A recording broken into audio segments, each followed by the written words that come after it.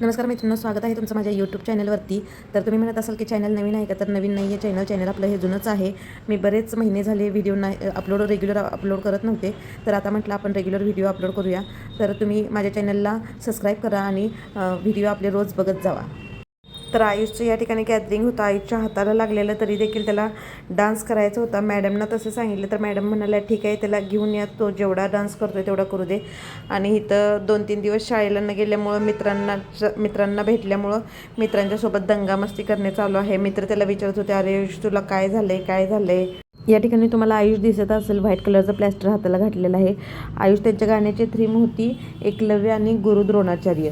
जर ते एकलव्य आहेत ते निषाद कुलातील म्हणजे आदिवासी कुटुंबातील होते आणि त्यांना गुरु द्रोणाचार्य यांच्याकडनं धनुर्विद्या शिकण्याची खूप इच्छा होती.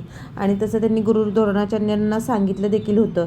पण गुरु द्रोणाचार्य यासाठी नकार देतात, कारण की गुरु द्रोणाचार्य म्हणतात की ही विद्या फक्त राजपुत्रांनाच शिकवण्यात येते आणि तू तर राजपुत्र नाही आहेस.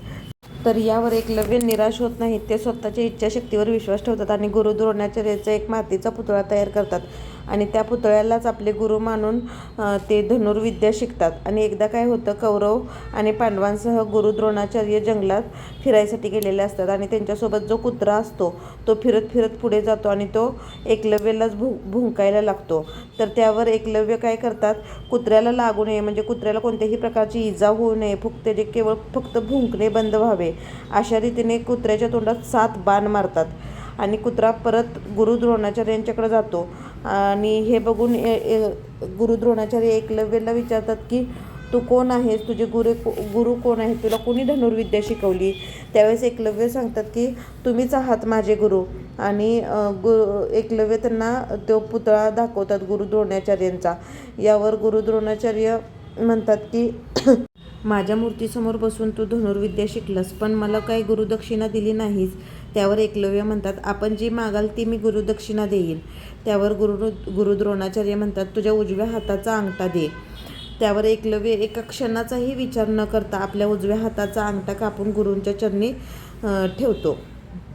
त्यावेळी गुरु द्रोणाचार्य एकलव्याला म्हणतात बाळ, मी अर्जुनाला वचन दिले होते की धनुर्विद्येत अर्जुनच सर्वश्रेष्ठ असेल. तरी पण जोपर्यंत आकाशात सूर्य, चंद्र आणि नक्षत्र आहेत तोपर्यंत लोक तुझ्या गुरुनिष्ठेचा, तुझ्या गुरुभक्तीचा स्मरण करतील. तर बघा, यातून आपण काय शिकलो, एखादी गोष्ट जर आपल्याला करण्याची इच्छा असेल तर ते आपण मनापासून आपल्या इच्छाशक्तीच्या जोरावर करायला पाहिजे आणि त्या गोष्टीचा सतत सराव करायला पाहिजे. सराव करताना आपल्याकडे ज्या वस्तू आहेत त्यातूनच सराव करायला पाहिजे. माझ्याकडे हे नाही आहे, ते नाही आहे असं न म्हणत बसण्यापेक्षा आहे त्यात समाधान मानून सराव करा. Thank you for watching. धन्यवाद.